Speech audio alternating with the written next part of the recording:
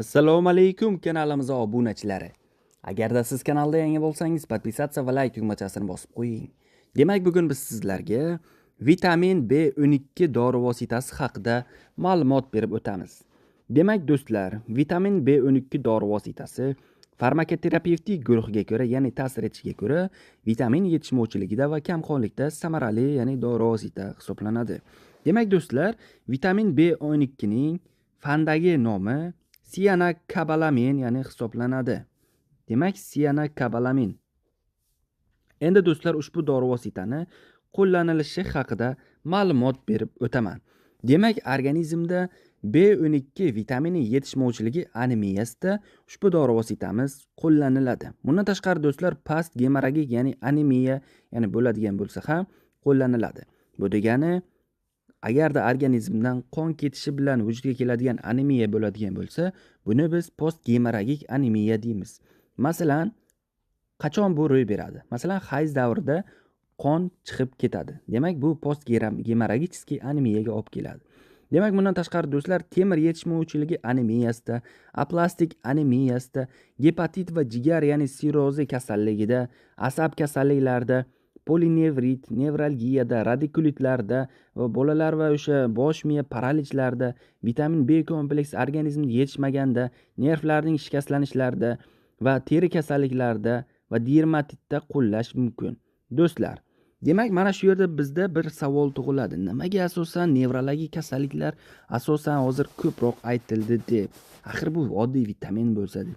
Do'stlar, mana shu vitamin B12 miz, demak, vitamin B12 miz, demak, nervlarni mana shu ustidagi, masalan, nerv desak, miyelin degan qavati bor. Mana shu miyelin degan qavati nervlarni ustini himoya qilib turadi.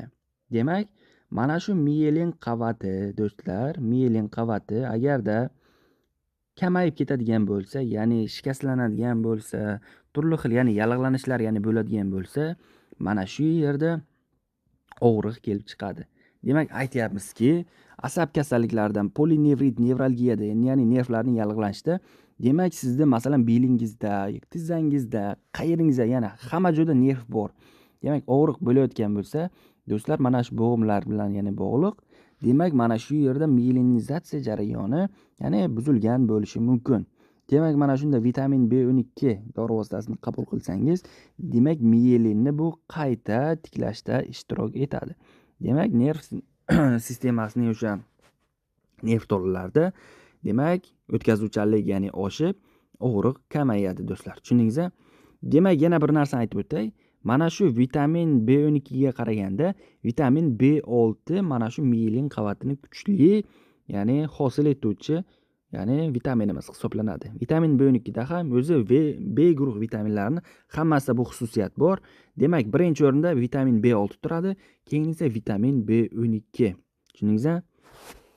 Demak, do'stlar, endi ushbu dori vositani qabul qilish usuli va dozalari haqida ma'lumot berib o'taylik. Demak, ushbu dori vositani, ya'ni vitamin B6 ni qabul qilishdan avval siz, vitamin B12 ni qabul qilishdan avval siz shifokor ko'rigiga borib, kasalligingizni, ya'ni aniqlab, masalan, sizda qanday, ya'ni kasallik kechyapti, o'shani aniqlagandan keyin ushbu dori vositani qabul qilishingiz kerak. Demak, ushbu dori vosita teri ostiga, mushak orasiga va vena ichiga yuboriladi. Ko'pincha mushak orasiga yuboriladi do'stlar, mushak orasiga. Tushundingizmi? Dumbaga.